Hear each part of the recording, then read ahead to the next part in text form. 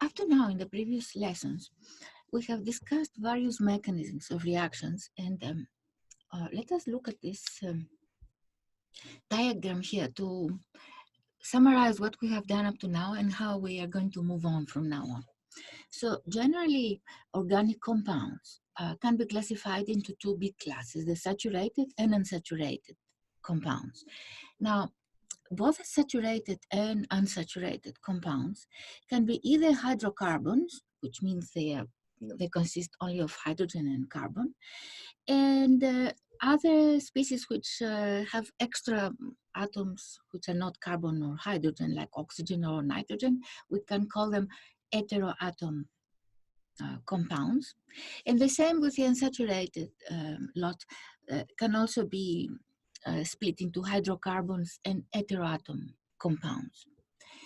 So for these saturated species, we said that very often, most commonly, they undergo substitution reactions or elimination reactions.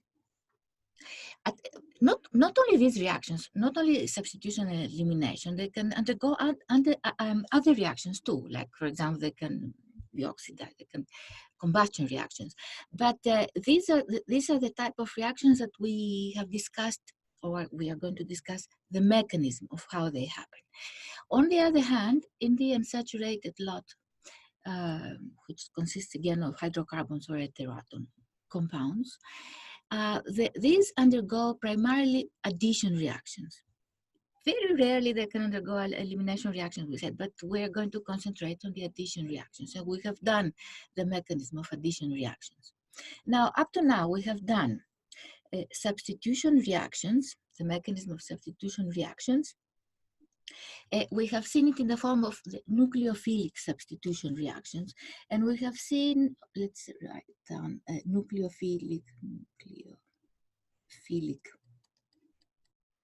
substitution. And we have seen examples that involve the halogenal alkanes,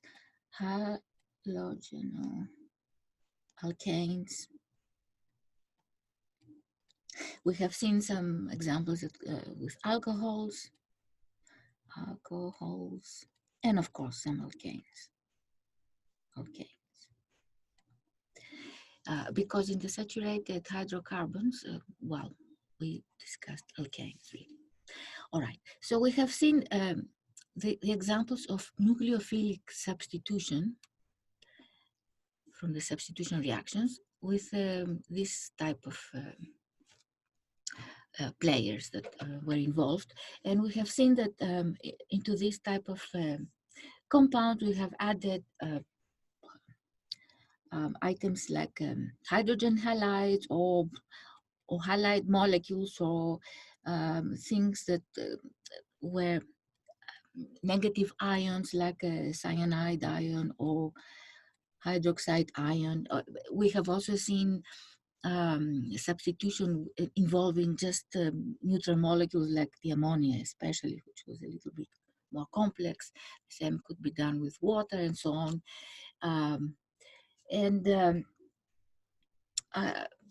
We have seen a number of examples, nevertheless. Another type of substitution reactions that we're going to see now, we started talking about it last week, but we are going to start it from scratch. It's actually the free radical substitution. The free radical substitution reactions, which that concern the alkanes really. So it's another type of substitution that we're going to see now, and which is not a nucleophilic substitution. It's another type of substitution. Nevertheless, to finish with the substitution reactions, we're going to see it now. Elimination reactions, we have not started it yet. Hopefully after the free radical substitution, we're going to continue with elimination reactions of alcohols and halogenal alkanes again. But we have done also addition reactions. So somehow we have finished the substitution reactions together with the free radical substitution that we're going to do today. And we have also looked at the addition reactions, quite a few of addition reactions that concern alkenes. alkenes. I mean, the items, as you can see, addition reactions are in the side of the unsaturated hydrocarbons where they have double bonds or triple bonds, at least one. So we can add things to them, and the result might be a saturated species. So addition reactions we have seen with symmetric alkenes, like we have seen especially the ethene. We have seen addition reactions involving ethene. Also, we have discussed what happens to addition reactions when we have asymmetric alkenes. Like I think we have seen this case.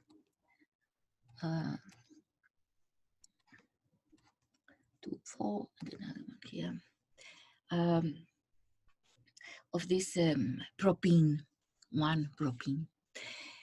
So this is an example of symmetric, this is an example of asymmetric, where we said that the addition happens primarily, predominantly to the carbon that is the secondary carbon, not the primary one. So this is where we stand now. So we're going to continue now with the last type of substitution reaction, which is the free radical substitution to alkanes. And then we're going to continue with elimination reactions. And I think these are the primary, these three actually are the three primary mechanisms that you need to know for the exam. These are the type of questions that they might ask you to describe the mechanism of the reaction. Okay. So let us go now to the free radical substitution, which concerns alkanes. So alkanes, let us use the example of methane, as in your book. And now, a little introduction to the free radicals. Now, what are the free radicals?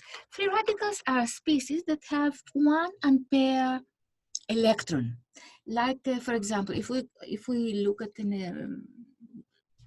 the example of chlorine, for example, 1, 2, 3, 4, 5, 6, 7. This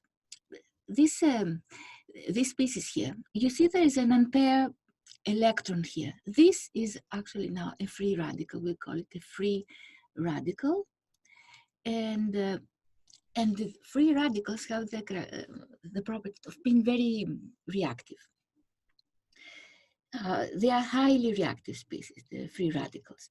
And now, but this free radical does not exist by itself in nature. I mean, naturally it does not exist, but it can appear if for example, a chlorine molecule is exposed to UV radiation, then it splits into 2 chlorine radicals, with each one with 1 ampere electron, and that is a way, for example, to produce 2 free radicals of chlorine. But the important thing is that they have to be exposed to light, to UV radiation, for this fission to occur. This is called homolytic fission. Homolytic fission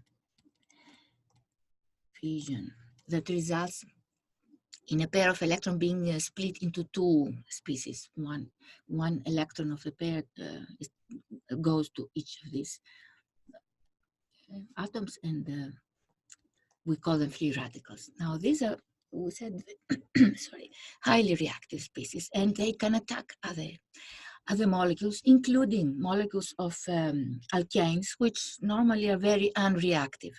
Why are alkanes unreactive? That is the simplest molecule of an alkane. Why are they so unreactive? Because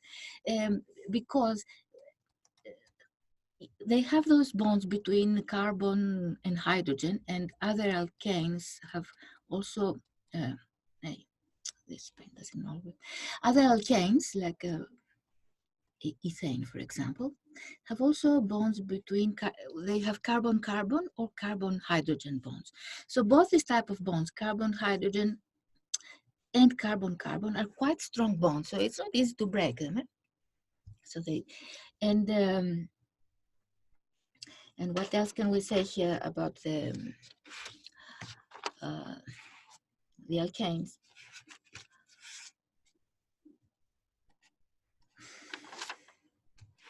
There was one thing that I forgot. I don't remember now. It will come to my mind when I stop thinking. All right. Oh yeah, of course. Why are they also unreactive? Apart from the strength of the bonds, they even the carbon-hydrogen bonds here, these are not non-polar bonds. So they're, because they are non-polar, it's not easy to break, to react with other species that they come into contact when if they collide, for example, under certain circumstances. So these are the two reasons why the alkanes are quite unreactive. They have strong bonds, and their bonds are non-polar. So now let us see about the methane. What happens now if it is attacked by a free radical? And we're going to react it with free radicals like chlorine free radicals, which have been produced. Say, we assume that chlorine gas was exposed to UV radiation, and a couple of these molecules broke and became two free radicals. Now let us see what happens if, because now free radicals are very reactive, as we say, these now can react with the methane or with any other alkane molecule. So say this is a methane molecule. What happens now? Perhaps it will collide with one of these free radicals. So because these are very reactive, they can attack a methane molecule. And by attack, we mean they are going to pick up one of these hydrogens of the methane, and the result will be, I mean, when this one joins with the hydrogen, that will give us a hydrogen chloride, and what will be left here will be a methyl. Oops, sorry.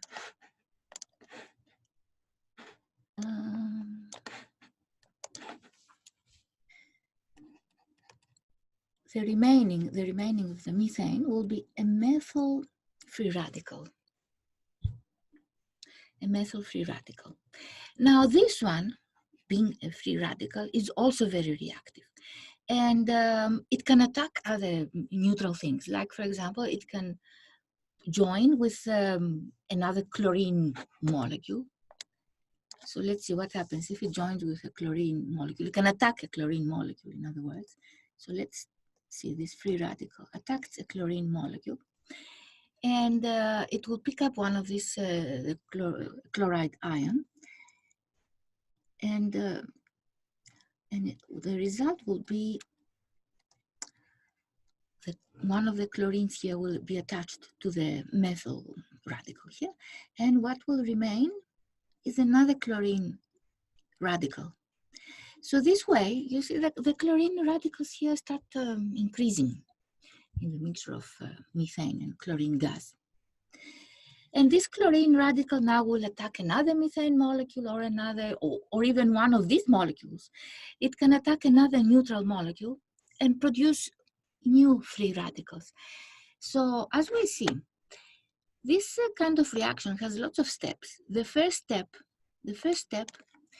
is the one that produces the initial free radicals, which will be this step. So this, we can call it step one, because we need to start the steps. I mean, the substitution reactions for methane start with the production of some free radicals first. So we see that the light, the UV radiation initially is essential. So this is the step one, to have this production of the first free radicals, which is called the initiation step or stage. Initiation step.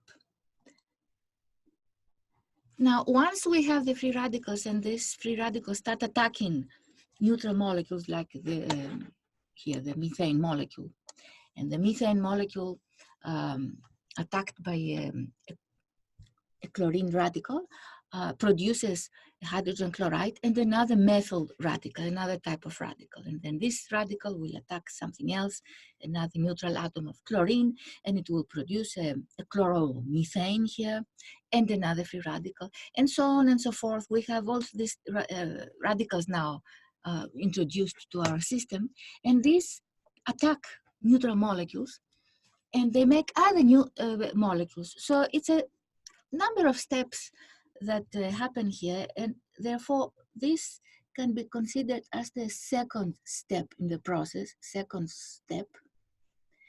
which is called actually the propagation step. Propagation step.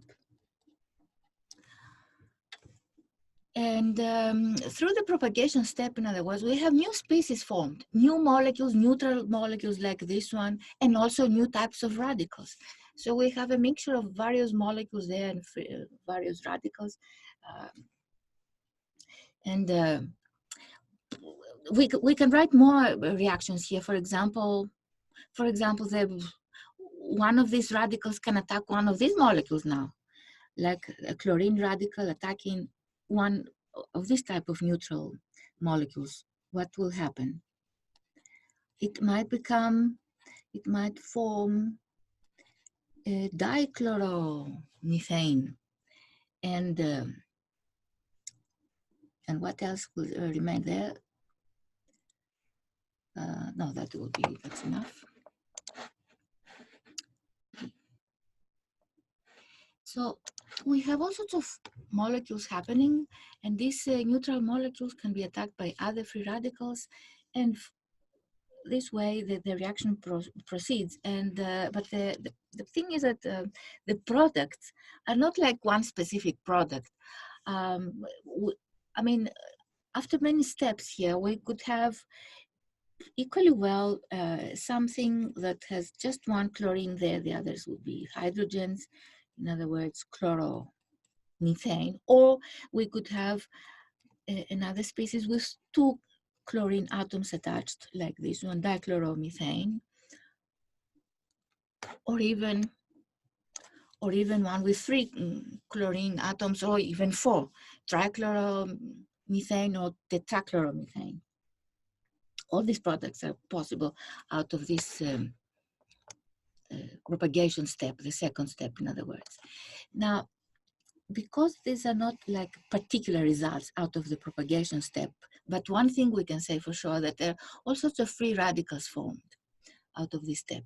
Now, once that we have enough free radicals in our sample, obviously because the free radicals are quite active, if two free radicals meet, they are going to react.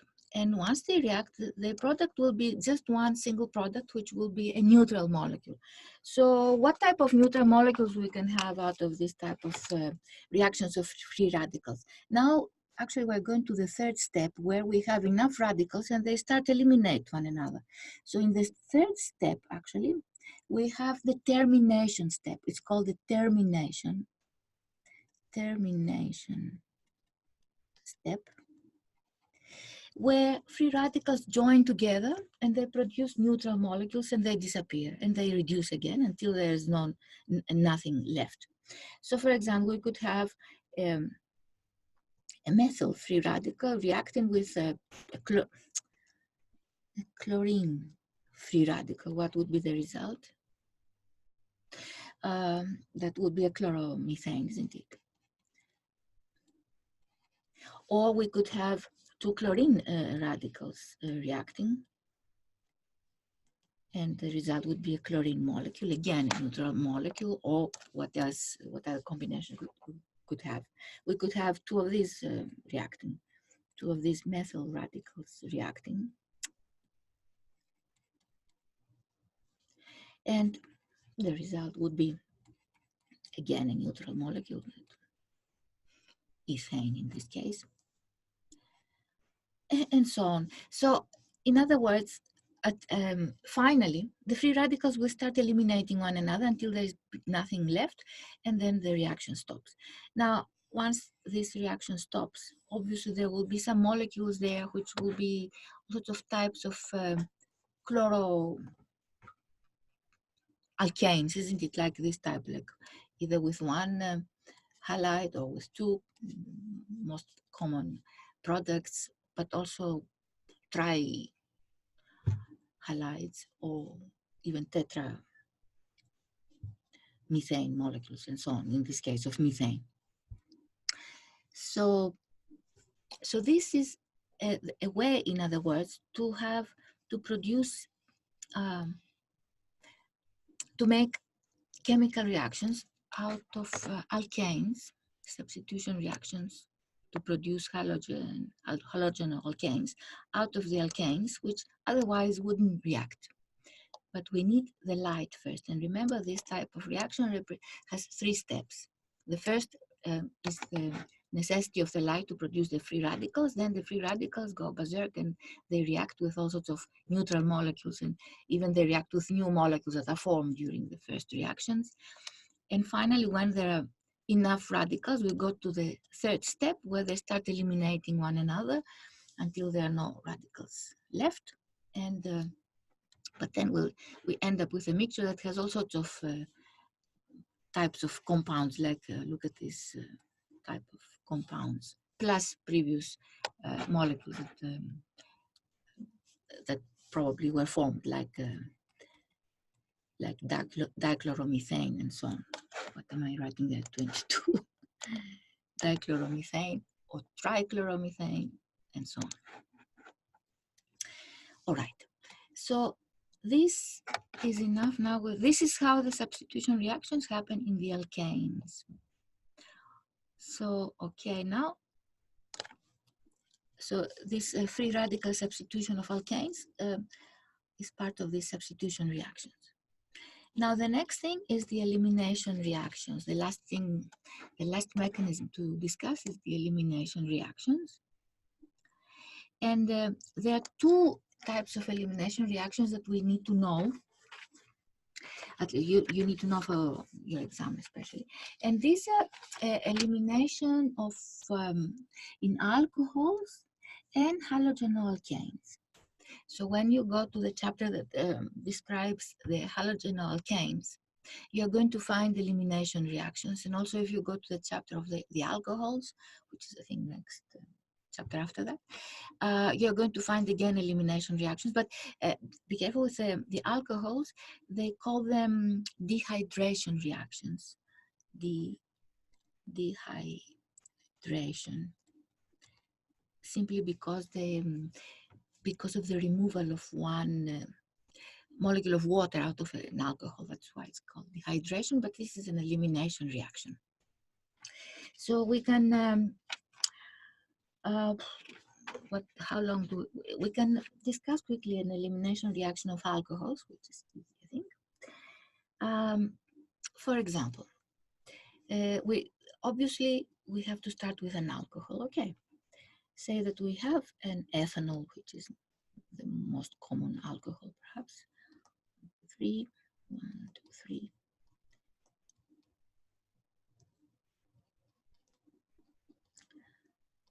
Okay, there is ethanol. All right. Now, if we want to dehydrate this alcohol, which is an elimination reaction, which means usually in elimination reactions there is one small molecule that comes out of our main kind of molecule, the bigger one, and in this case the aim is to remove one molecule of water out of the alcohol. All right. So how can we do that? We have to use a catalyst to do that, and heat. So let's start from this one again, and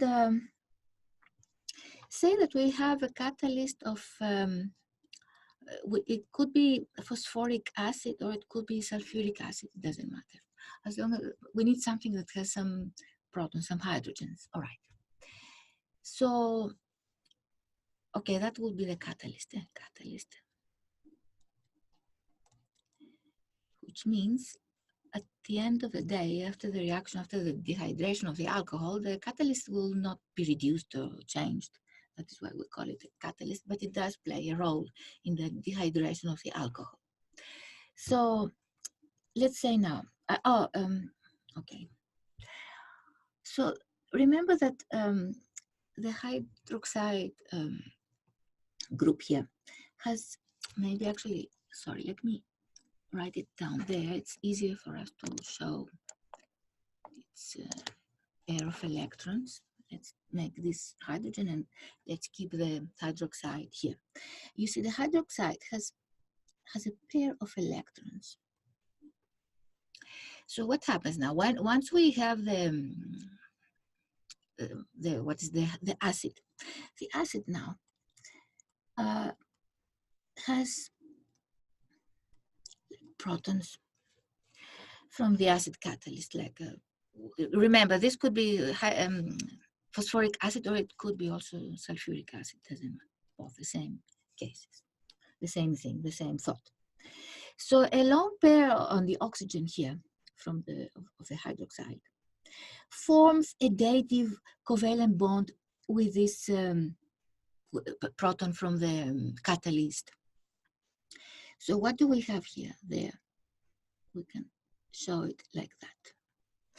So it will form this dative covalent bond, which gives both of its electrons to form this covalent bond to the acid catalyst. And then, once this happens, a positively charged intermediate is formed, because this now will become positively charged, isn't it?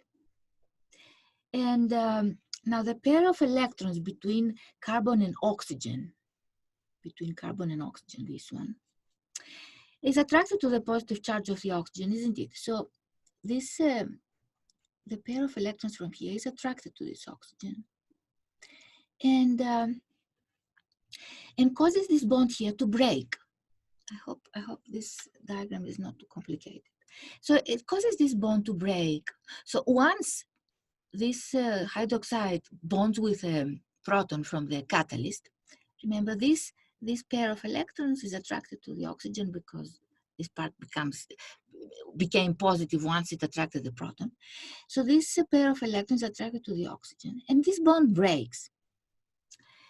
Now, at the same time, since this bond breaks, one of the bonds between the other carbon atom and one of its hydrogen atoms from the other carbon now forms a, say, I don't know, say this is the hydrogen. Now this pair of electrons will form a double bond here, and this hydrogen will be, this bond here will break. This hydrogen goes away. So let us say that again. What happens once this pair of electrons moves to the oxygen, this bond breaks. At the same time, one of the bonds between the other carbon atom and one of the hydrogen, one of these hydrogen atoms to which it is linked, forms a double bond here. So here we'll have the formation of the double bond. And this results in the loss of a proton, which is this one. This will go away. And which means this goes away as a proton, which is like these protons from the acid that were attracted to the hydroxide are replenished by means of this hydrogen leaving after this double bond is formed. So that is why the catalyst is not touched really. As many hydrogens as we use from the catalyst, the same hydrogens we have forming again. So therefore the hydrogen, the number of the protons here, the hydrogen ions, does not change, and that is why the contribution of this acid that we use is like represents the action of a catalyst. Okay, so if we were to write this in an equation now, how would it be? Let's write it in this form. These three, these are hydrogens. That was a hydroxide. This is a hydrogen, and this is a hydrogen. What happens now with once we have the catalyst, whatever acid we have here, concentrated. What happens is we have the formation of an alkene here because we have the formation of a double bond here due to this bond there. So we'll have the formation of a double bond between these two carbon atoms. This goes away with the hydrogen and becomes water. The remaining here are hydrogens. And okay. And of course, we would have also this hydrogen, this proton kind of appearing again, but this kind of balances this proton that was donated from the acid, so we don't have to write it. So there we see that the water molecule was separated from the alcohol, and that is why this type of elimination reaction is also called dehydration of the alcohol. And now it's 12 o'clock, I see, and we have to stop because another session starts, guys. And next week we can discuss about the elimination reaction of halogenoalkanes, and we're finished with the mechanism of reactions. All right.